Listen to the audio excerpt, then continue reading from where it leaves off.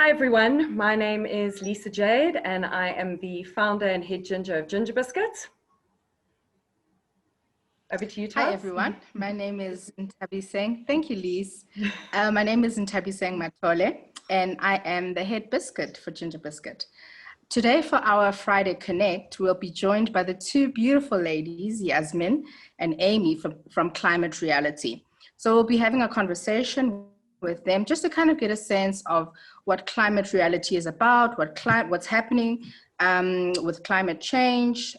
So I'll ask both Amy and Yasmin to introduce themselves before we go to the first question. Sure, go for it, Yasmin. All right, thanks for that. Yes, so my name is Yasmin Lonjila and I am the campaigns coordinator for the Climate Reality Project Africa branch. And yeah, I'm very happy to be here. So thank you so much for inviting us. Thank you for being here, Yasmin. My name is Amy Gilliam. I am the branch manager for African Climate Reality Project. And like Yasmin said, that's the Africa branch of the Climate Reality Project. Okay, thank you, ladies, and a warm welcome to you. So Lisa and I both recently went through the Climate Reality program, and we are newly qualified climate reality leaders. So I think for our first question, ladies, thank you. We're very excited to be part of the family, actually. We're excited to have you. For our first question, thank you. Thanks, Amy. I think if you can tell us a little bit about Climate Reality, who they are, who you are, basically, and where each of your passions in the space have developed. Thanks, 𝗙𝗶𝗏. So Climate Reality Project is really one of the leading environmental organizations, global environmental organizations, mobilizing action around climate change. And it was founded by former US Vice President 𝗙𝗶𝗶𝗆, who's also the chairman of the Climate Reality Project. And since it was established, I think it was in around 2006, 2007, there have been a number of branches that have been established across the world. And the Africa branch was then established in around 2014 after a global training that took place in South Africa. And that's essentially who we are. We are African Climate Reality Project, and we're really here to work with a network of climate reality leaders, trained climate reality leaders across Africa. And so we have a number of campaigns that our climate leaders, as well as volunteers, can get involved in and take action. And that's really where Yasmin comes in, because she's constantly interacting and engaging with our climate leaders. So like Amy said, we run a lot of different campaigns, and more than anything, we really want our climate leaders to take action based on these campaigns and based on their expertise, their personal passions. And maybe if you guys would allow me to, go through just like a brief description of every campaign. I don't know if that's okay with you guys. All right, yeah, so yeah, perfect. So we've got three main campaigns four, but the ones that I'm running are the three main ones. Starting off with the Zero Emissions or Emissions campaign, where we basically engage with the African Development Bank to really push them towards funding renewable-based energy projects and moving away from fossil fuel-based projects. Just looking at the financial aspects of climate change, and then just making sure or encouraging climate leaders to, come into that and take actions around, the financial aspect of climate change. And then we've got the Sink Our CO2 campaign, Africa's Forests.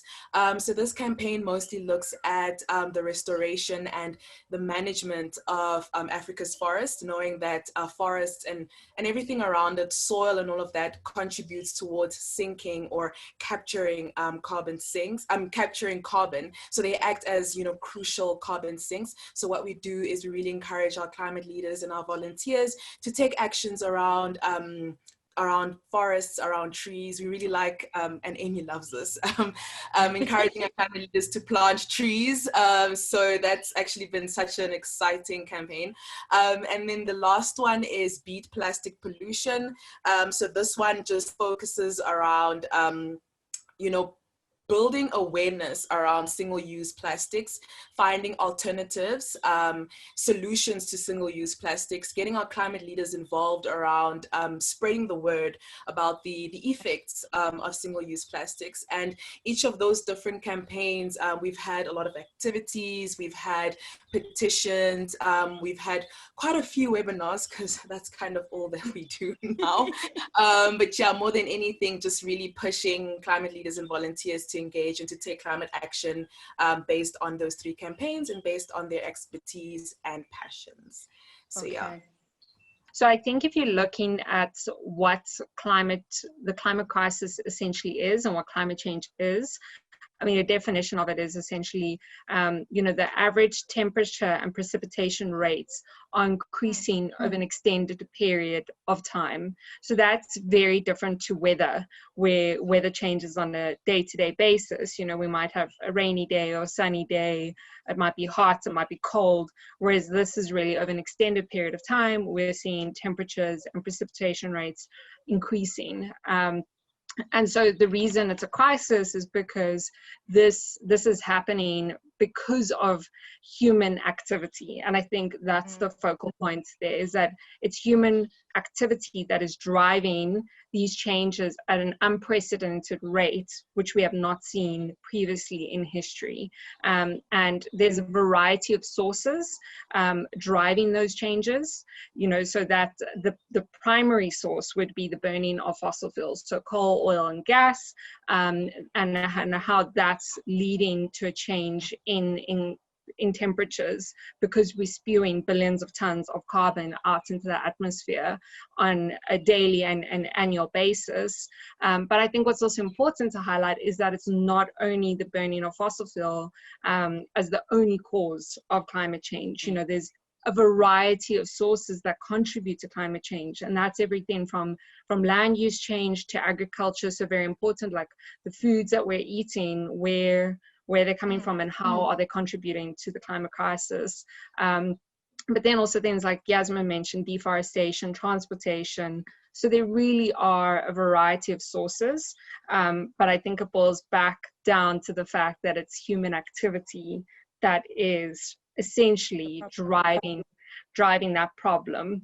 And then I think just very quickly to say that the reason it's important and relevant to everyone is because every single one of us is going to be affected by it. And I think the poor and communities of color, as we're seeing, and our studies are indicating, are most affected, but that does not mean that every single one of us is not going to be affected. We are going to be affected. And I think the COVID-19 pandemic has highlighted how crises in particular have ripple effects across a variety of sectors and systems. And that when, you know, supply chains get disrupted, how does that affect businesses, livelihoods, and people at the end of the day, economies, so the socioeconomic consequences that come out of these crises. So Yasmin, over to you in terms of any additional thoughts you want to add. Sure, thanks, Amy. And I think Amy has covered almost everything.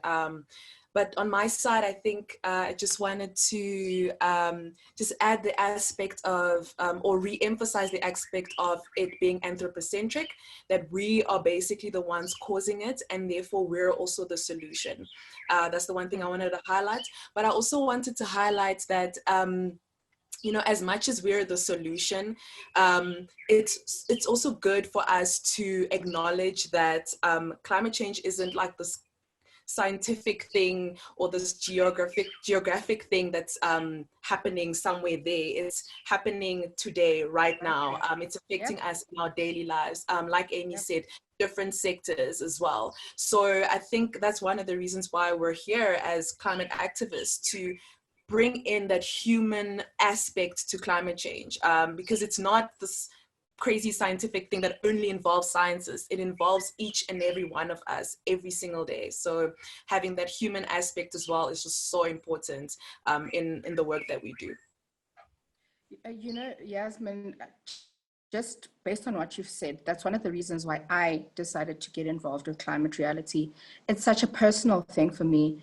I've got children, and it became even more personal for me, because I want to make sure that my kids are right, or okay, even when I'm not around, you know. So I thank you for saying that. It's not something that is so far removed from us that it's the scientists' problem. It's our problem. We need to step up, and every little action helps. I think a lot of people just kind of think that, oh, it's just me. What difference can I make? You can make a difference as an individual. Thank you very much for that, ladies. Okay, I just want to give you a sense of what our next question is, especially because it ties in very closely with what you've said, just so that you're thinking about it. So the next question is, what are the current trends relating to the climate crisis, including those that most people are not aware of? So I know if you're not necessarily in the climate change space, there are certain things that might be lost on you that you might miss. So what are those trends which you feel are important for people to know about? Lisa, over to you, my darling. I just wanted to get a sense why you're in this space, why sustainability is so important to you. How did you get into this space? With you even deciding to form such a wonderful company as GingerBiscuit. Thanks, Tabs. And thank you for being so patient and understanding. Our internet actually dropped there for a second. I was like, oh, panic mode. Anyway. It happens. Yes. So from when I was small, I've always known that I wanted to give back and be of service to other people in some sort of way. I just didn't know how. And growing up and watching my mom within the sustainability space, she provided as a really good role model for me. So I learned a lot from her. And then about 5 years ago, when stuff became very interesting in my life, I sat down and I said to myself that moving forward, I'm not going to do anything unless it is through contributing and giving back. And obviously, I don't have hardcore doctorates to become a client scientist or whatever the case is. So I drew on my skill set and my strengths, and GingerBiscuit was formed. Initially, it was, funny enough, only going to focus within the NPO sector, but then I realized that there was a linkage between the two, and that this was actually a system that we were looking at. It doesn't exist in a vacuum. It's something that affects everybody, like Amy said earlier. So, and then, yeah, as they say, the rest is history. This is something that is very, very close to my heart. I try, live, breathe, and sleep it. And anybody who knows me within the space that I operate will often say things like, oh, the crazy recycling lady, or the green lady, or whatever the case is. And I've actually become very fond of those terms, because it means that something's happening. Having said that, no woman and no man and no other gender is an island. We all exist together, and like we were discussing earlier, this is something that we need to do together, and we need to play off of each other's strengths. And yeah, so this is my life. Nice. Very nice, Lisa. Thank you. We'll talk a bit more about GingerBiscuit later on, and we'll give the ladies an opportunity to kind of probe, if they'd like to, a bit more in a nice way, into what exactly GingerBiscuit, what the team is about, and what it is that we do. Tabs, just before we continue, yeah. And apologies for interrupting you. I know that you've also given some thoughts as to why this is so important for you, but I really would like to also hear your viewpoint on why you are passionate and why you are here.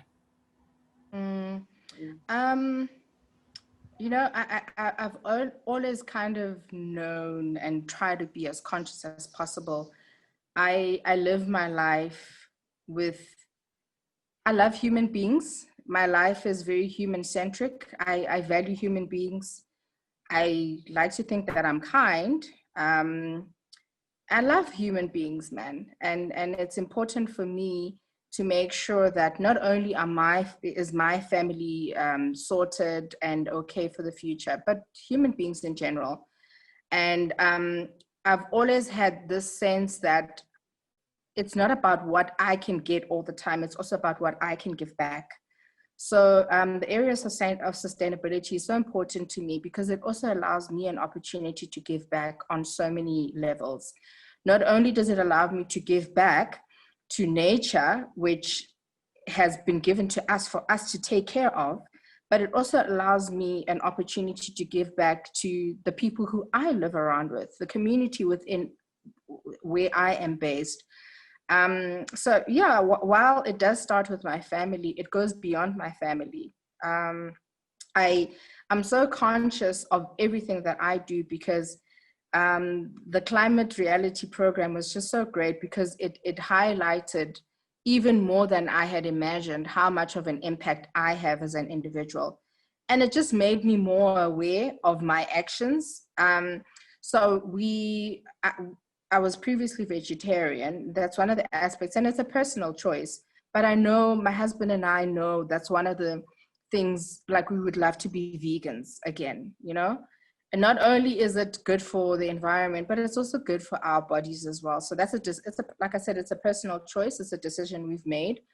We're also quite efficient in how we use our electricity, in how we shop, in the use of plastics. You know, we're trying, and like I said, this is us doing the little bit that we can do from our small little angle. But I know it's making a difference because it sparks conversations with a lot of people when we're outside shopping who don't understand why we're not getting plastic bags and we have paper bags with us, for instance. So that's why I'm passionate, Lisa. Thank you for asking me that.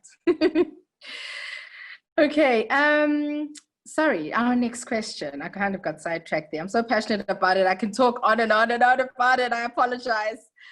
The current trends. Ladies, and Lisa, you can feel free after Amy and Yasmin have gone, if you can think of any others that you feel which are important that they might not have mentioned. What are the current trends relating to climate crisis?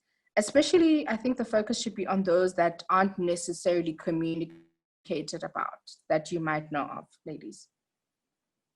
Okay, I was waiting to see if Yasmin wanted to jump in first. So I think there are a number of trends that are out there, and you could speak about them in terms of the negative trends, perhaps, that are contributing to the climate crisis, but then there's also the positive trends of what we're doing in terms of making, sort of steps, progress in advancing the sustainability agenda. So I'll start with a few negative trends and then move on to maybe some happier trends.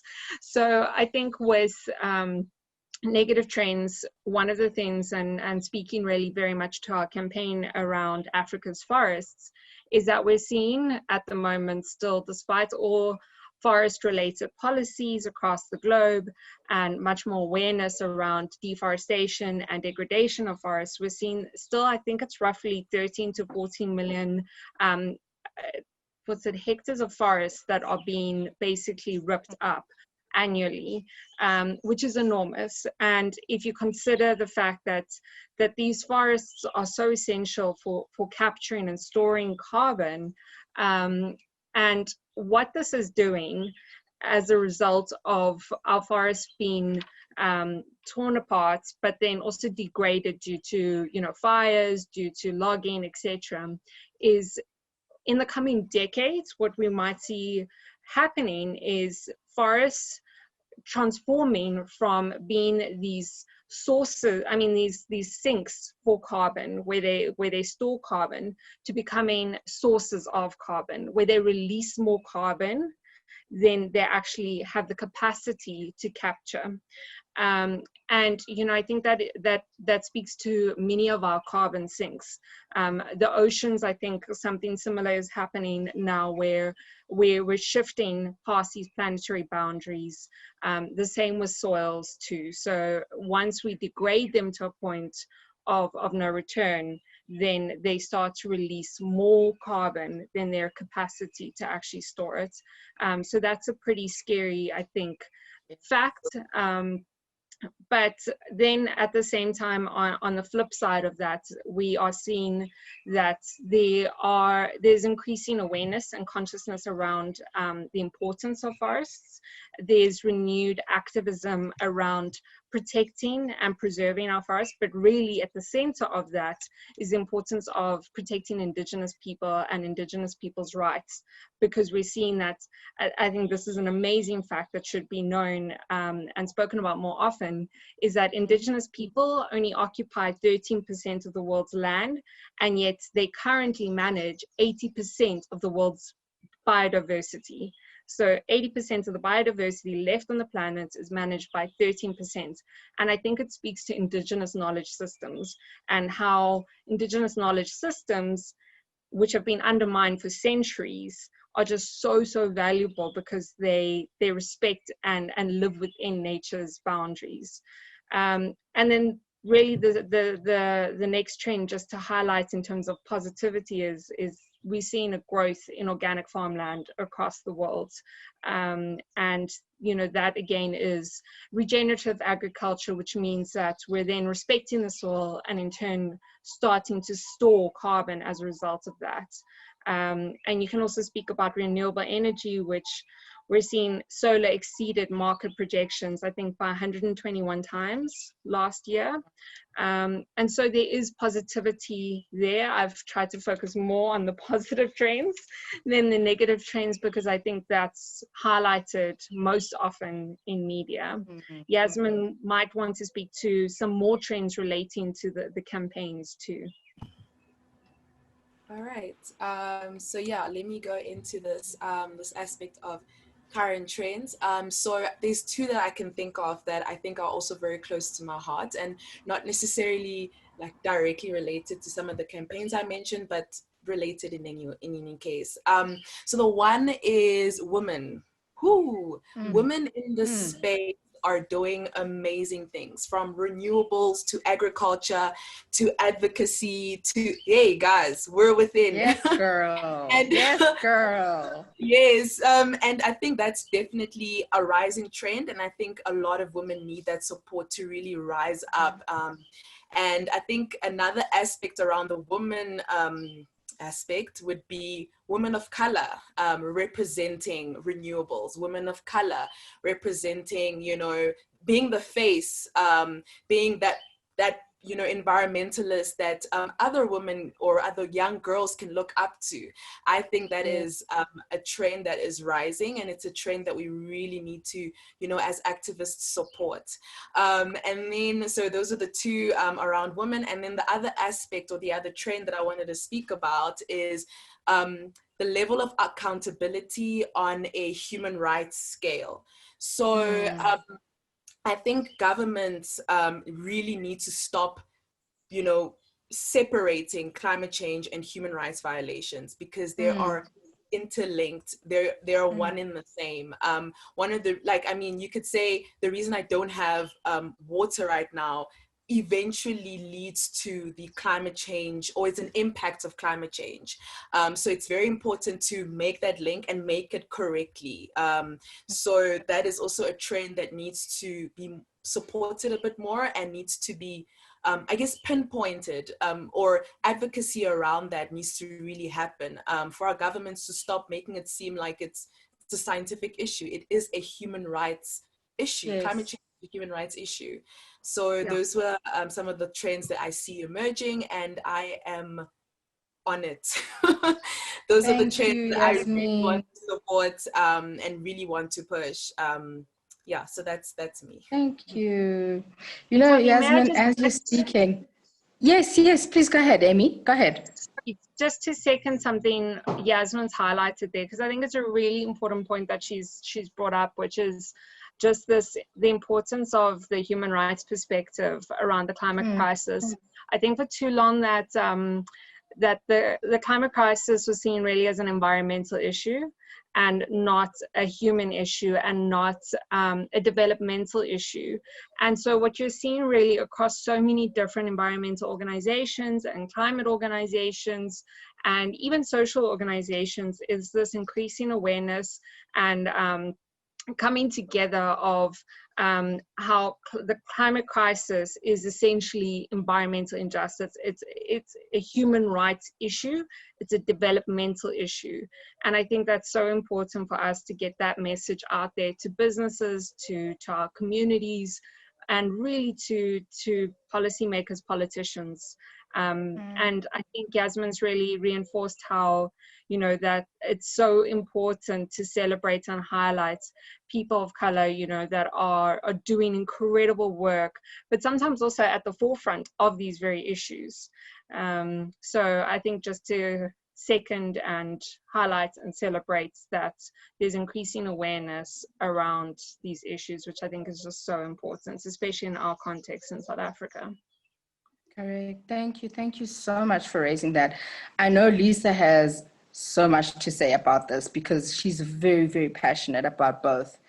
And I think that's why our partnership works so well. I mean, we've been friends for about 20 years now. And yes, long time. And I know she's passionate about women and women empowerment. And I know she's very, very passionate about inclusivity and diversity. That's like very important for her. Lisa, is there anything you'd like to say? I think everything's been summed up so beautifully. If perhaps maybe if we can open to Amy and Yasmin and see if they've got anything they wish. We can allow Yasmin and Amy to ask us any questions you might have for either GingerBiscuit or ourselves personally, around who GingerBiscuit is and how we are connected to the Climate Reality Project. Yeah, so that's exactly the question that I had. Just a little bit more about GingerBiscuit and some of the projects and campaigns and just stuff that you have been doing. So GingerBiscuit was started with the primary focus of operating within the events industry. And the reason for this is, I don't know, like if you can even just close your eyes for a second and just think back, like, or just go internal for a second when you've been to an event and you've got your favorite music and you've got people around you that you love and you're enjoying, you're in the moment, you're connected, you feel inspired by life.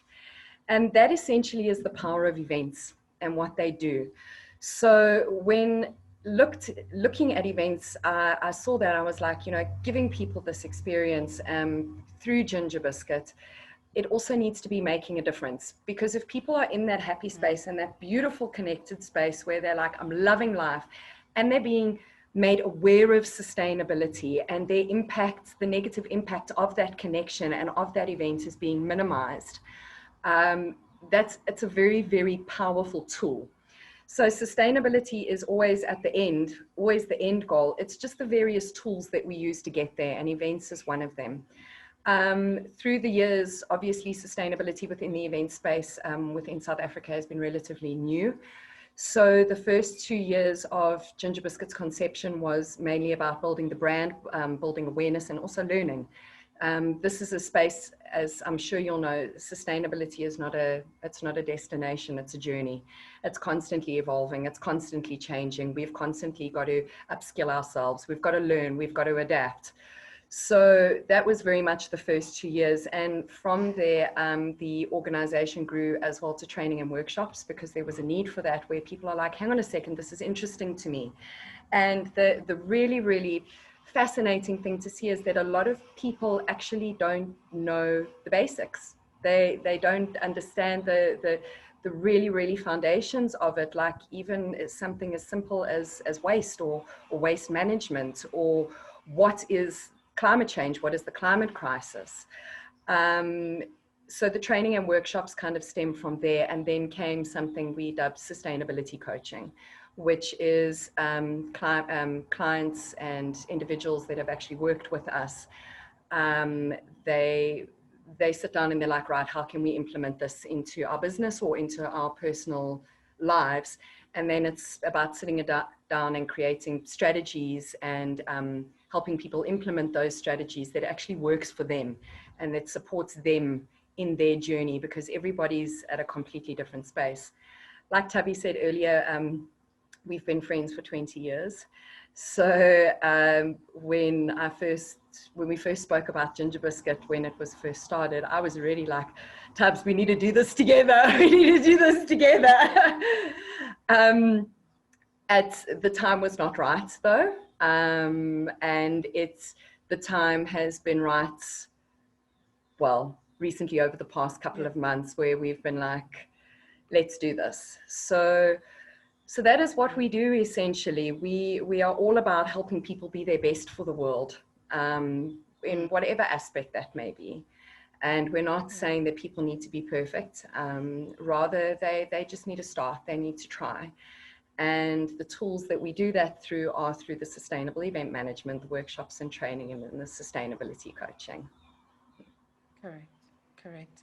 I think just to add a little bit, I'm a firm believer in timing. And like Lisa said, the time was right for me to join GingerBiscuit now.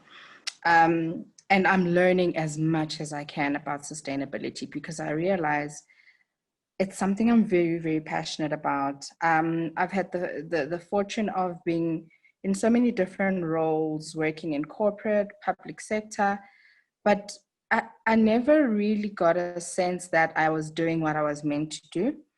I feel like I'm doing what I'm meant to do right now. And there's no better feeling.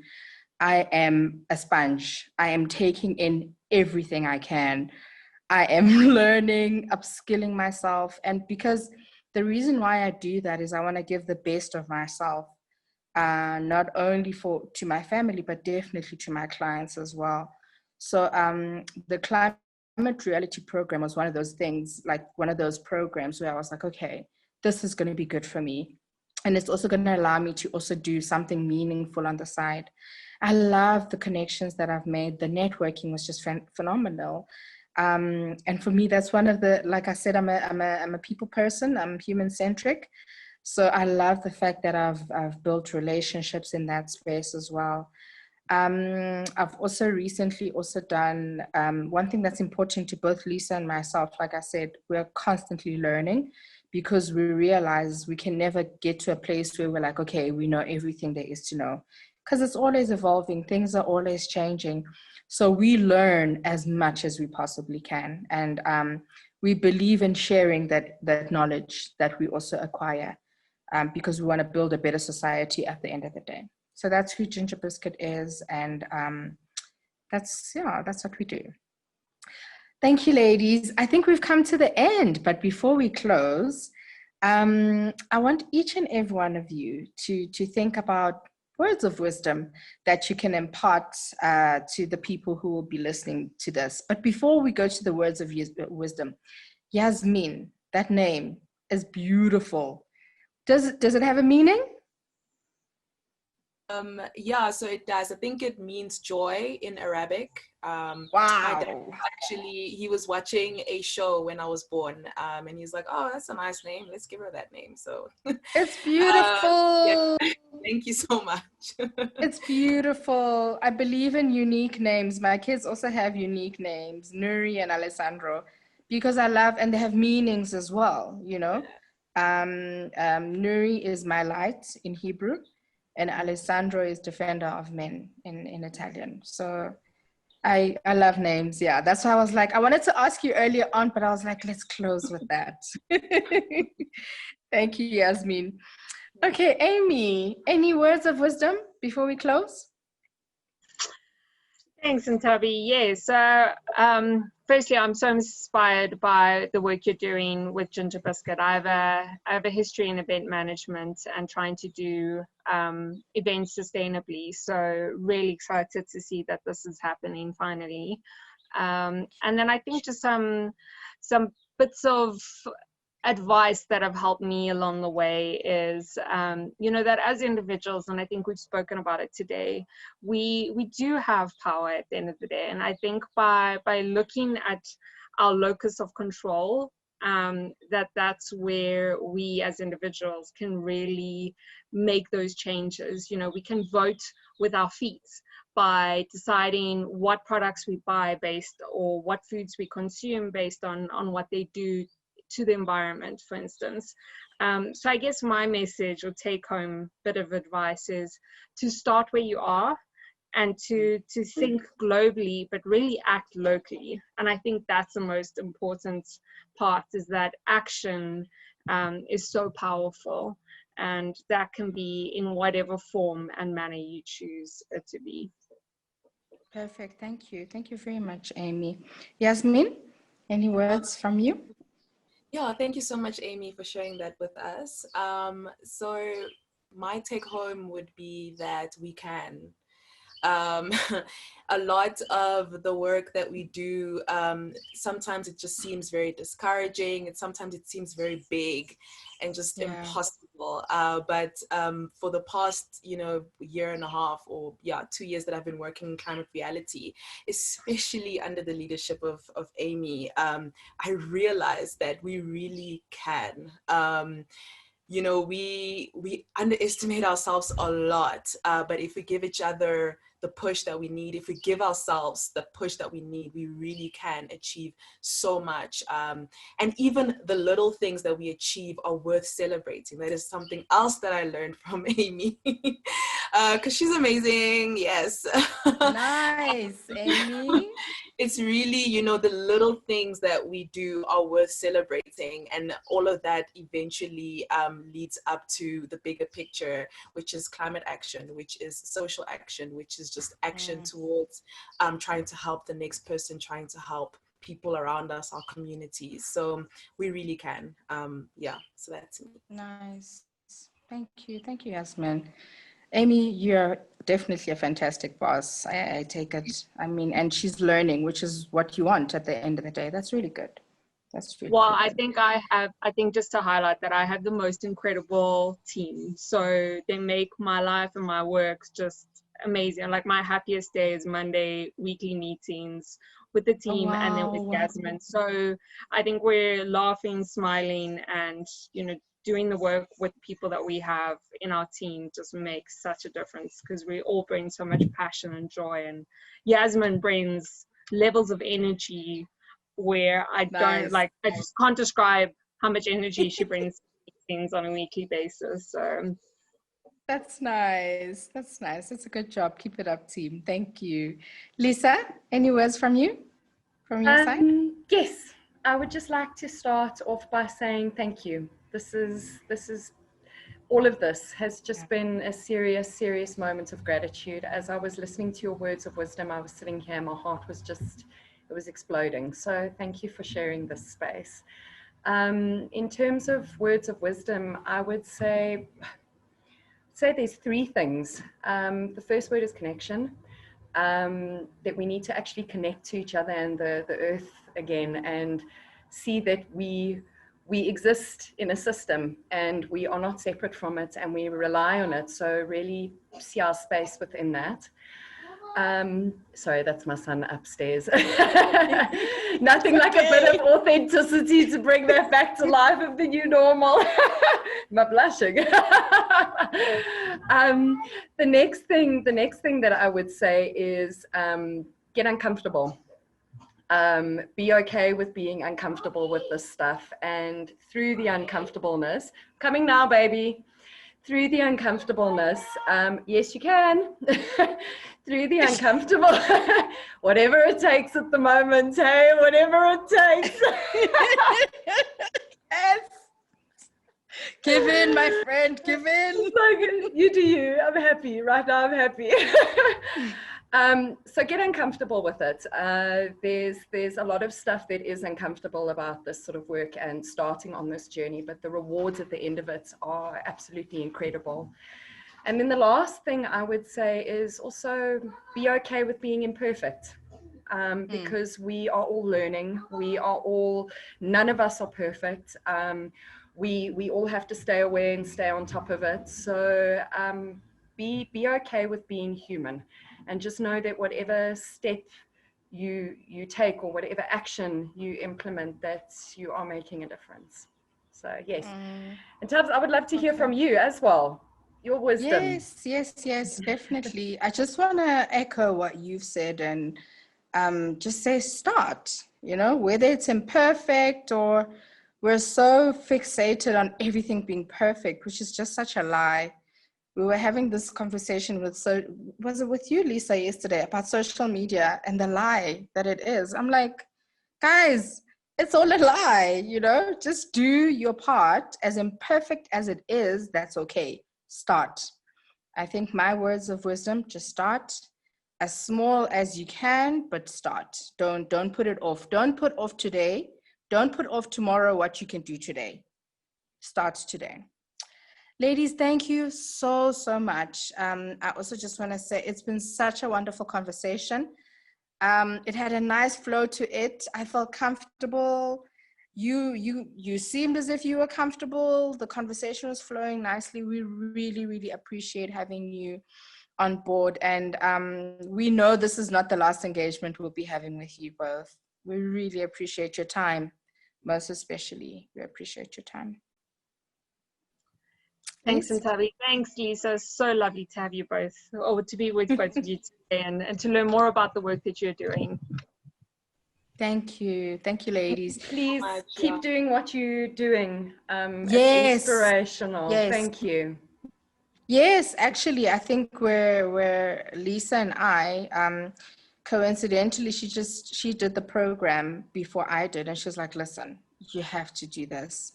And I managed to get on to August, and I'm so grateful. I learned so much in that time that I spent, and initially I was like, oh my word, so many days. It was so much fun. I didn't even feel as if it was taking me it was taking my time or anything like that. I really enjoyed it. Thank you. Have a lovely day, ladies.